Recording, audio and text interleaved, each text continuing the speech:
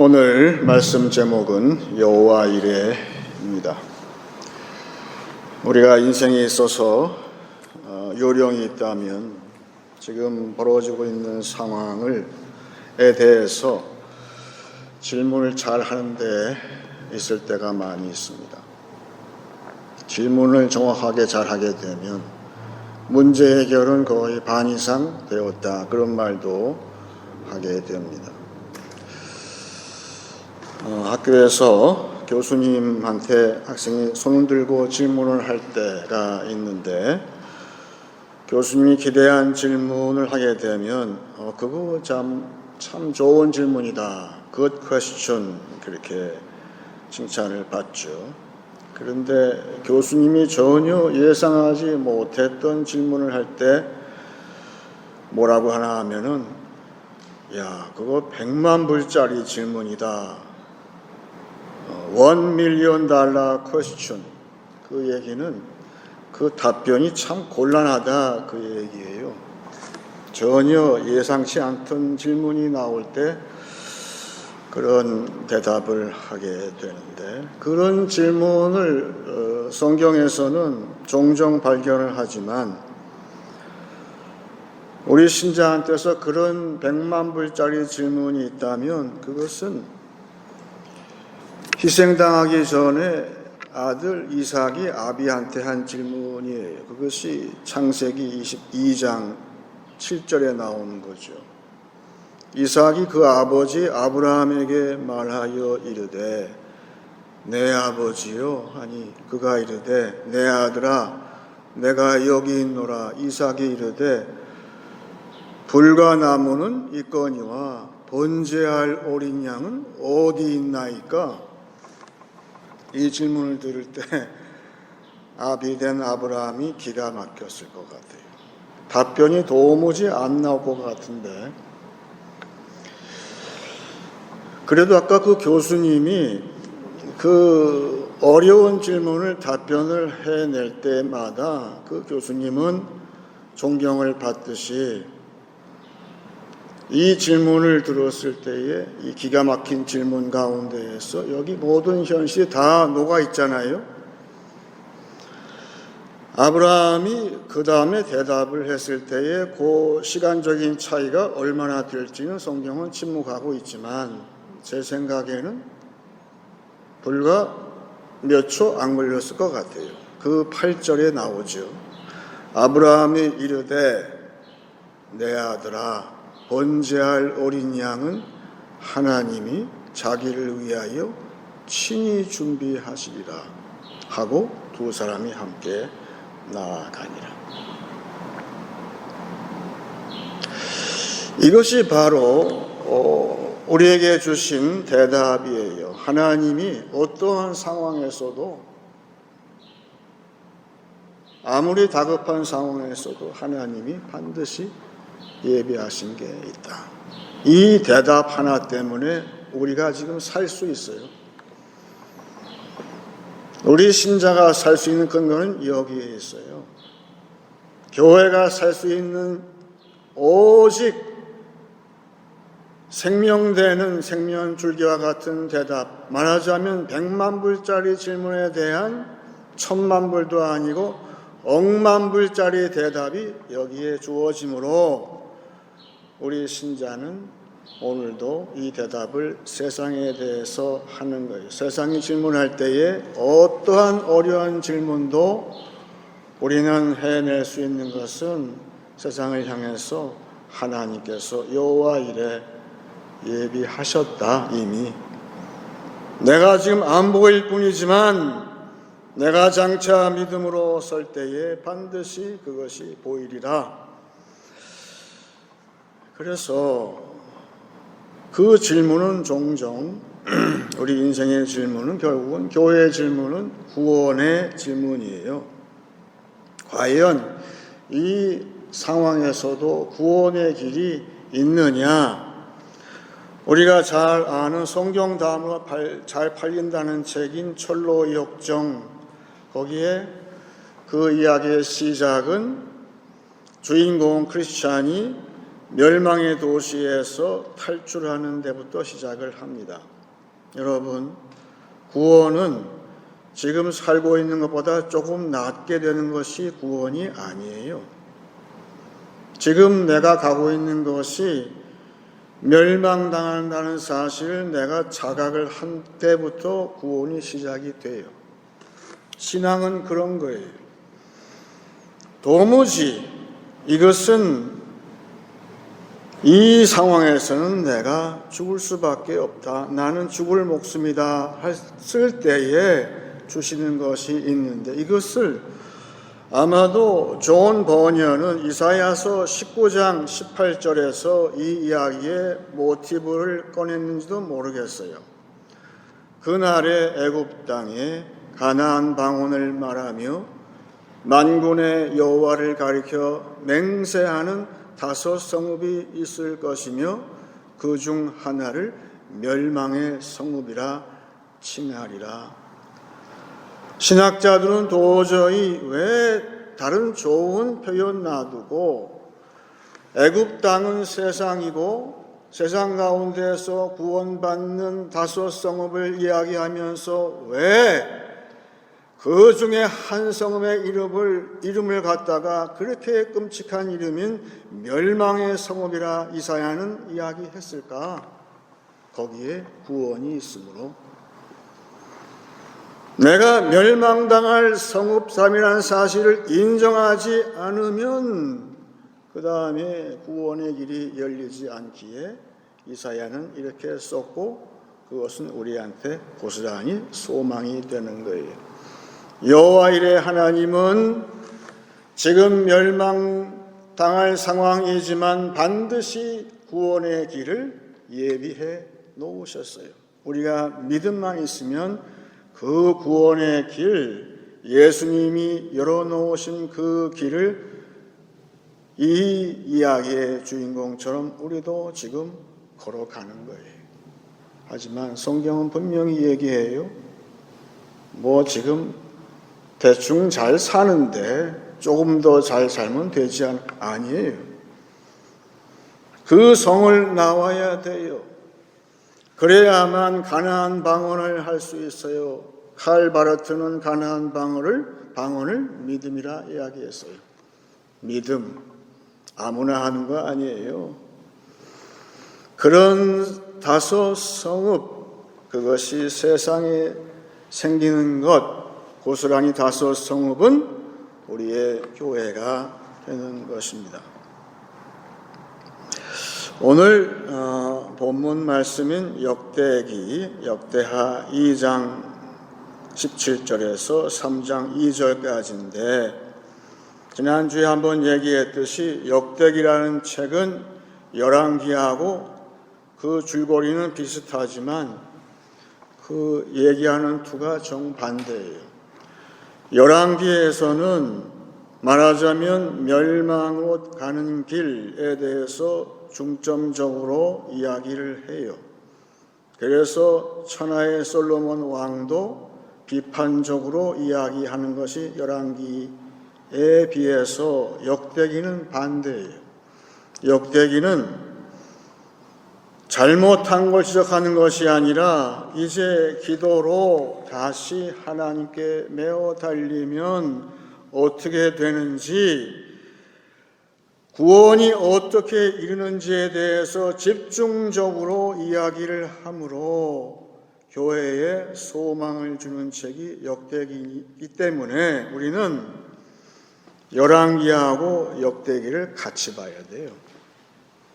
멸망에서 소망의 땅으로 걸어가는 것 이야기가 역대기라고 되어 있어요. 그래서 또 한 가지 특징은 역대기 오늘 말씀 보니까 열왕기에서는 하나님의 성전 솔로몬 성전을 짓는데 전부 다 솔로몬이 다 재료를 준비한 것처럼 적어놨어요. 그런데 역대기는 그렇게 적지 않았어요. 아비인 다윗이 모든 것을 다 준비했다고 적고 솔로몬 아들은 그 준비된 모든 것을 그냥 척척 잘 진행되게 감독만 했다. 그렇게 나와 있습니다. 심지어는 솔로몬 성전을 지은 그 장소까지도 아비인 다윗이 지정을 하고 주었다라는 것이 역대기의 기록이에요. 오늘 본문 말씀 3장 1절을 보세요. 솔로몬이 예루살렘 모리아 산에 여호와의 전 건축하기를 시작하니 그곳은 전에 여호와께서 그의 아버지 다윗에게 나타나신 곳이요 여부수 사람 오르난의 타작마당에 다윗이 정한 곳이라. 그러면 어떻게 되죠? 전부 다 다윗이 다 하고 갔어요.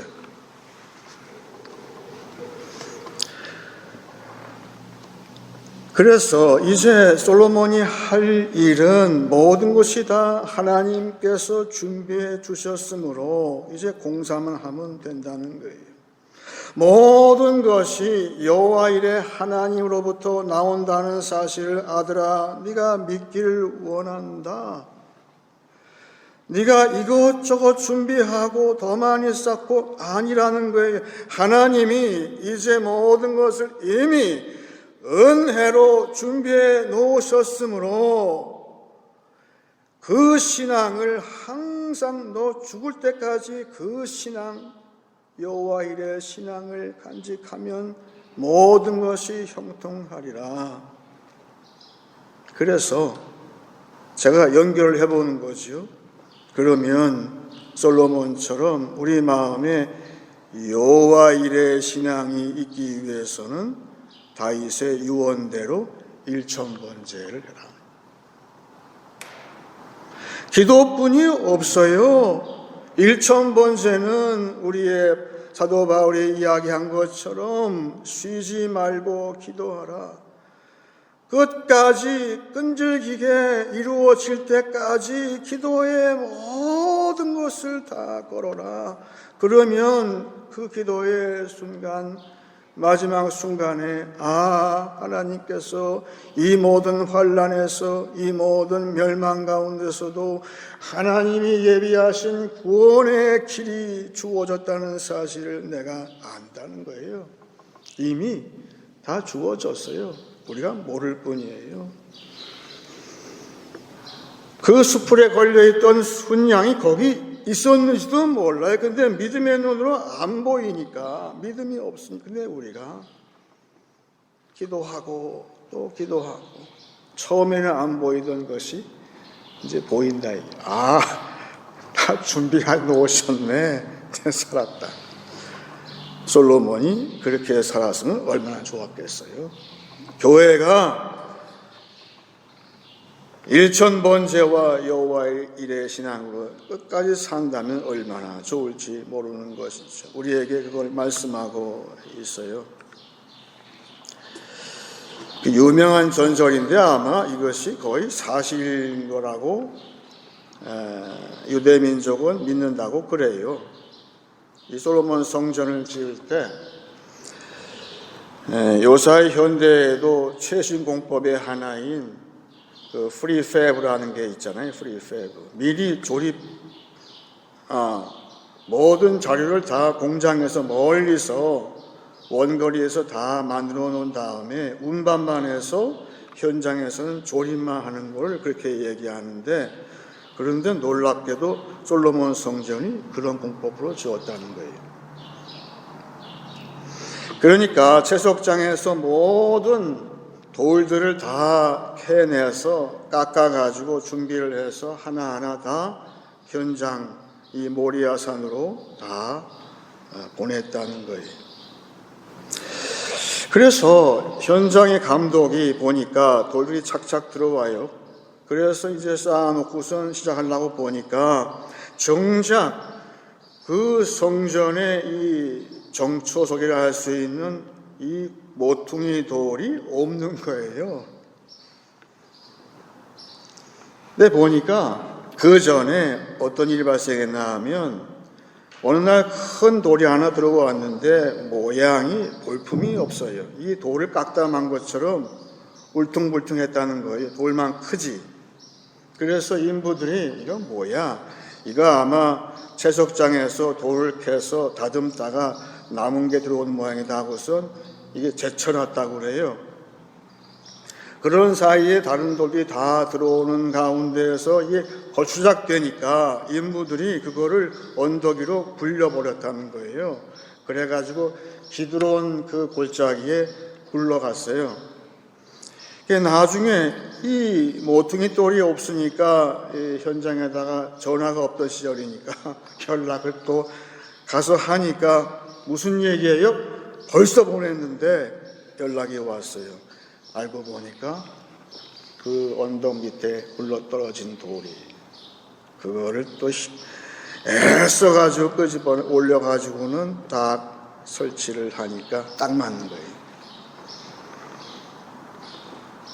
모퉁이 돌이 없으면 시작이 안 되는 거예요. 모든 일에.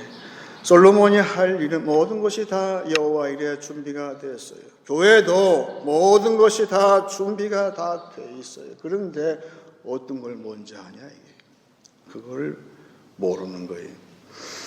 그래서 사도 바울은 에베소서 2장 20절에 이 상황을 이제 알고 다시 한번 썼어요. 너희들은 사도들과 선지자들의 터 위에 세우심을 입은 자라. 그리스도 예수께서 친히 모퉁이 돌이 되셨느니라. 그의 안에서 건물마다 서로 연결하여 주 안에서 성전이 되어가고 너희도 성령 안에서 하나님이 거하실 초소가 되기 위하여 그리스도 예수 안에서 함께 지어져 가느니라. 우리는 지금 문제가 있어요. 재료는 다 준비되었어요. 알겠어요. 그런데 어디서부터 시작을 하느냐. 그런데 우리가 기도를 해야 되는 것이요. 교회에서 참 간절히 기도할 때에 우리 안에 예수님이 찾아오신다는 사실을 알게 돼요. 여기 나온 것처럼 예수님이 친히 모퉁이 돌이 되어주셨다고 그랬어요. 이것이 시작이라는 거예요. 교회에 산재해 있는 문제, 교회가 이제 세워져 나가야 되는 것이고, 신약교회는 마치 솔로몬 성전은 눈에 보이는 성전이었지만 우리 교회는 눈에 안 보이는 신비한 성전이에요. 우리 교회가 어떻게 세워져 나갑니까? 그것은 그 신비의 모퉁이 돌이 우리 교회에 있어야 돼요. 그것은 무엇일까? 우리 마음에, 우리가 기도할 때 내 마음에, 너의 마음에, 우리의 마음에 모퉁이 돌이 생긴다고 그랬어요. 그것은 예수님이 우리 가운데에 임재하시는 거예요. 이것이 시작이다. 신기하죠? 내 마음에 예수님의 마음이 내가 품을 때에, 그럴 때 내가 어떻게 안 해도 모든 것이 다 합쳐지게 되어 있다는 거예요. 그런 체험 해보셨어요? 예수님은 우리한테 말씀하시는 거예요. 내가 너희 교회를 위해서 모퉁이 돌이 되어준 것처럼 like this, 네 자신이 모퉁이 돌이 되어줄 수 없겠니?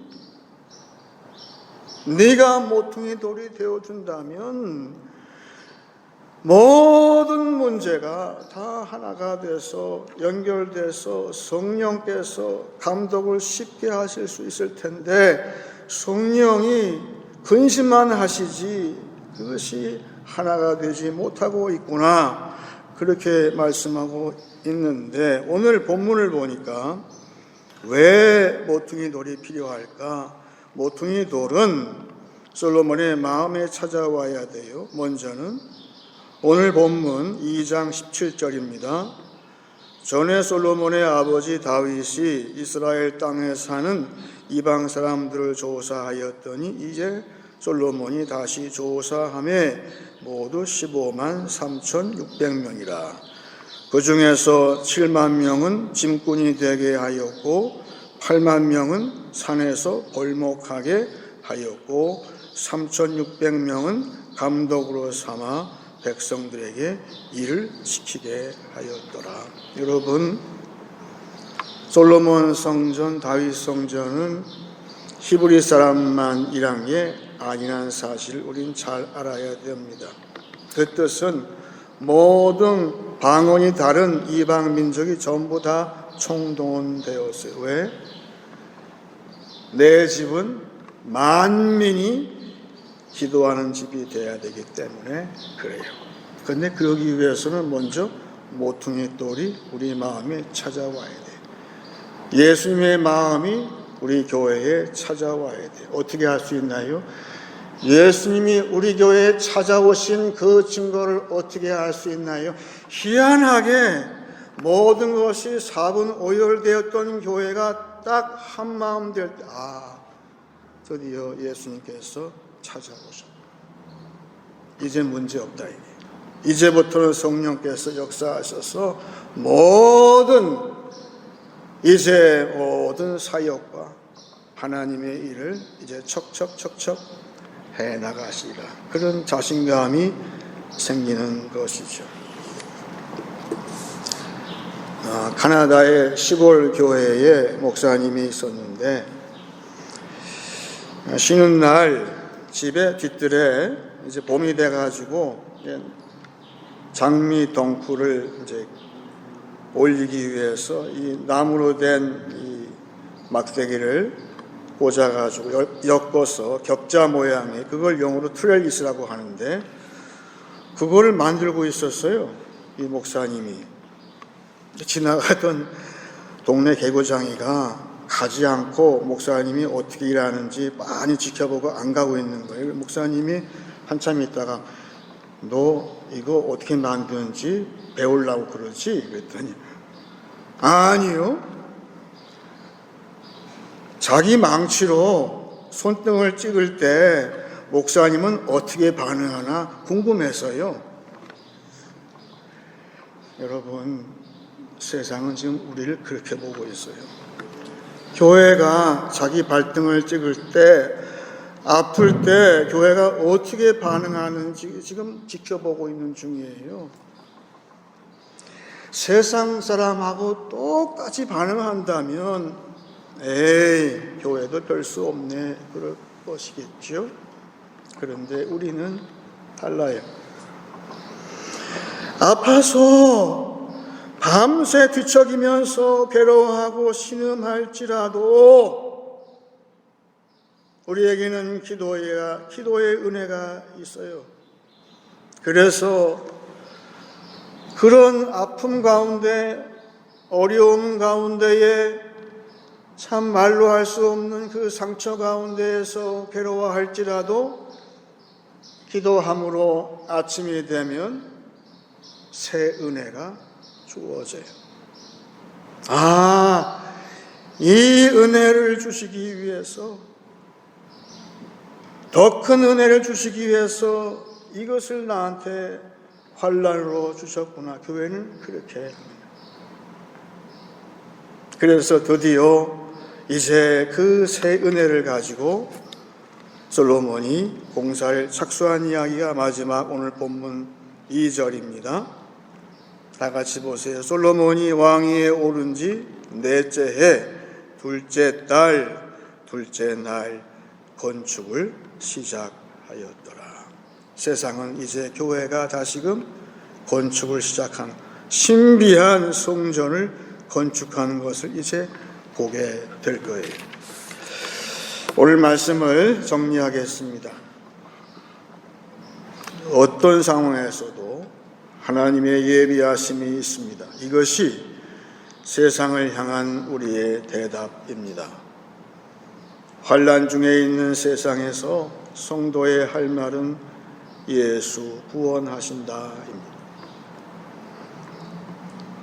예비하신 것이 무엇인지 알기 위해 오직 기도하기 원합니다. 내 안에 예수의 형상이 이루어질 때 합력선을 위해 예비하신 모퉁이 돌이 보일 것입니다.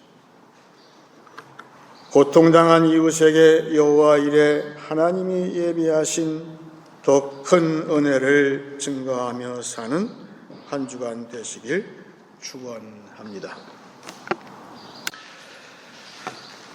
이제 찬송 406장 하겠습니다.